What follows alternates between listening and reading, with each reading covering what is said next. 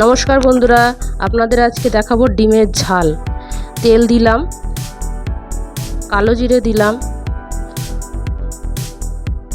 পেঁয়াজ দিলাম,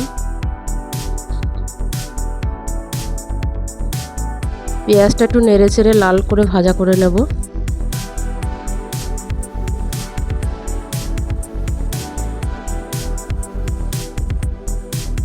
এইবার আদা রসুন টমেটো পেস্ট দিয়ে দেব।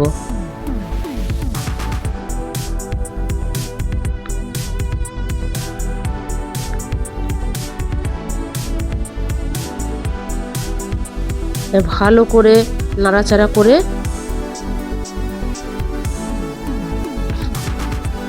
হলুদ, নুন,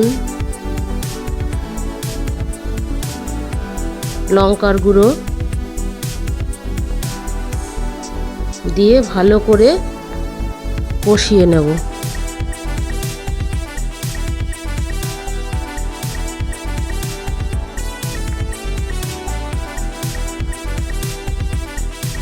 কষানো প্রায় হয়ে গেছে।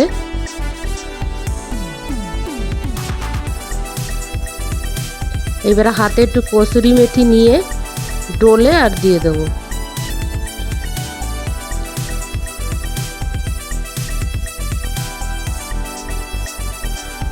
কসুরি মেথি যেহেতু দেওয়া আছে, এতে আমি আর গরম মশলা ব্যবহার করব না।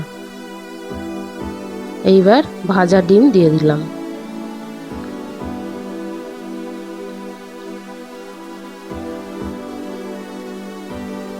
ঝাল ওই জন্য ঝোল দেব না, এইরকমই থাকবে। একটু ঢাকা দিয়ে নিলাম। হয়ে গেছে। এবার কমেন্টে জানাবেন কেমন।